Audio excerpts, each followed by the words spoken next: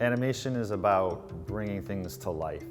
You're begetting this living thing, and your brain is kind of trying to make sense of all of these moving elements. And I think it's interesting to think about what ideas might emerge from the complexity of that system. When I started working with materials to take animation into 3 dimensions, I was sort of rejecting the dogma where you draw thousands of frames and you have a stack of paper that's a foot high, and I didn't want to just kind of photograph that and throw it out. Working in the physical world is definitely kind of soul satisfying.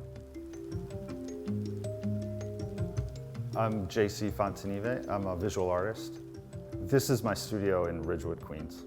I make sculptures and artworks here, everything from carved wooden pieces to moving machines and gears and pulleys that are made from scratch. I was drawn to kinetic sculpture because when I was in school for animation, there was a metalsmithing program, and they'd be making things out of brass and tinsmithing, and as I was animating, I was also creating machines. Both developed alongside one another. The tangible nature of physics and ideas of air resistance, friction, gravity, and the function and form of the work I make are very much entwined. A lot of times I'll have a brief vision of how something might move, and then I'll go about trying to figure out how to make that happen in real life. The sculpture timelines, it creates different patterns over time. It's kind of a complex system. It has its own mind to kind of change as it goes through time in a way that made it even more interesting to me, something that was like a mystery. Movement is a series that began in 2008 and ultimately was a pretty massive work that was 3 stories high. It was shown at MoCA Jacksonville. When you experience this with all of your senses, trying to take in all of the movement and sound at the same time, and maybe awakens something in you and brought up ideas of kind of fullness versus emptiness, seasons changing. It is like a big kind of thaumatrope, which is just the most basic form of moving image.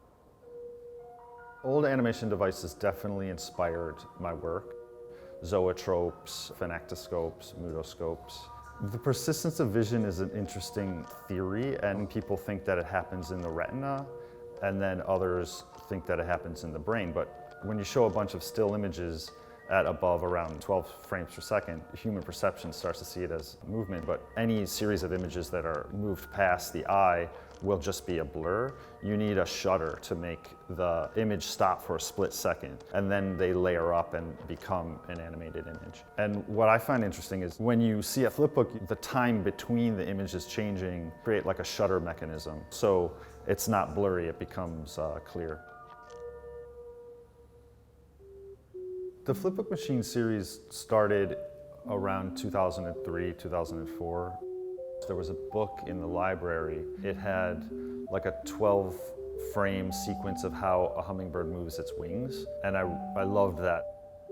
Almost in an abstract way, their color moving through time. A large part of it too was I found a flip clock. Basically what I did was I sped it up and put an animation on it. Each 2 frames makes up 1 image. As each page flips down, it kind of creates a shutter mechanism where the eye doesn't see so much the blur in between, but it sees the still images. The mechanics of how like a butterfly flaps its wings are like a machine. So as I developed the animations, the way that the animals and the way that the pages move kind of informed each other. The original machines that I built were really rudimentary how they worked, but the flipbook machines that I make now could basically go on forever. There's no wear on it whatsoever. It appears to just be constantly moving, and I think it's kind of about celebrating that as well. No one was interested in making film devices anymore.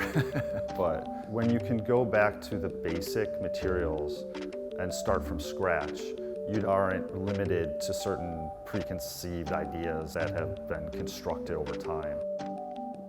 To have something that you've made and that you're proud of is There's dignity in that.